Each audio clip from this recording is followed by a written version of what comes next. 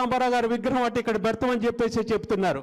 అయ్యా ఇవాళ ఎన్టీ రామారావు గారు ఇవాళ మీకు గుర్తొచ్చిందా? ఒక పెద్ద మనిషి అయితే 3 సార్లు సత్తుపల్లిలో గెలిచి మరి అక్కడ ఎన్టీ రామారావు గారి విగ్రహం కూడా పెట్టలే. ఆ తర్వాత మరి మేము ముఖ్యంగా కనుక చూసినట్టయితే మరి నేను ఒక విధంగా మరి అదేవిధంగా సండ్ర వెంకటవీరయ్య గారు మొదటిసారి సత్తుపల్లిలో ఎన్టీ రామారావు గారి విగ్రహం పెట్టినాం. అదేవిధంగా చూసినట్టయితే ఖమ్మంలో కనుక చూసినట్టయితే తెలంగాణలో ఎక్కడ లేనటువంటి ఎత్తుగా మన అందరి హృదయాల్లో ఉన్నటువంటి ఎన్టీ రామారావు గారిని అంతే ఎత్తులో ఉండాలని చెప్పి 60 ఫీట్ల విగ్రహాన్ని మరి వాళ్ళ ఖమ్మంలో కూడా పెట్టాం. ఆ రోజున నేను ఎంపీగా ఉన్నాను, పువ్వాడ గారు ఎమ్మెల్యేగా ఉన్నారు, మంత్రిగా ఉన్నారు. ఆ ఎన్టీ రామారావు గారి విగ్రహం ఖచ్చితంగా కూడా మన ఖమ్మం నడిబొడ్డులు ఉండాలని చెప్పేసి 60 ఫీట్ల విగ్రహం పెట్టాం. బ్రహ్మాండంగా లైటింగ్ చేశాం. వారి చరిత్ర అంతా కూడా గ్రానైట్ రాయి మీద మొత్తం కూడా చుట్టుపక్కల అంతా కూడా రాశాం.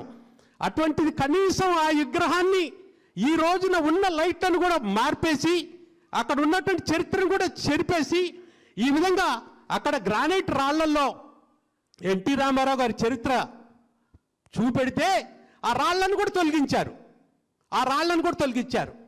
ఎంత బాధ అనిపిస్తుందంటే ఇక్కడ మట్టుకి ఎన్నికల టైంలో ఎన్టీ రామారావు గారు పేరు పెట్టుకొని ముసుగులో ఈ విధంగా మాట్లాడుతుంటే బాధ అనిపిస్తుంది. కనీసం ఇవాళ ఖమ్మంలో ఎన్టీ రామారావు గారి విగ్రహం అయితే ఉందో వెంటనే ఏ రాళ్లనైతే మీ టైంలో మీరు పగలగొట్టి ఎన్టీ రామారావు గారి చరిత్రని చెరిపేయాలని చెప్పేసి వారి చరిత్రని మేము గ్రానైట్ రాళ్ల మీద చెక్కిస్తే తీపిచ్చారో వెంటనే ఆయన కూడా పెట్టండి. మీకు సిద్ధశుద్ధి ఉంటే అక్కడున్న లైట్లన్నీ కూడా మొత్తం కూడా తొలగించారు. అసెంట్ని కూడా ఎమ్మటే పెట్టండి. ఇవాళ ఉప ఎన్నికలు ఉన్నాయని చెప్పేసి ఇక్కడ ఎన్టీ రామారావు గారి విగ్రహం పెడతారని చెప్తారంటే ఎంత బాధ అంటే అంత బాధ అనిపిస్తుంది.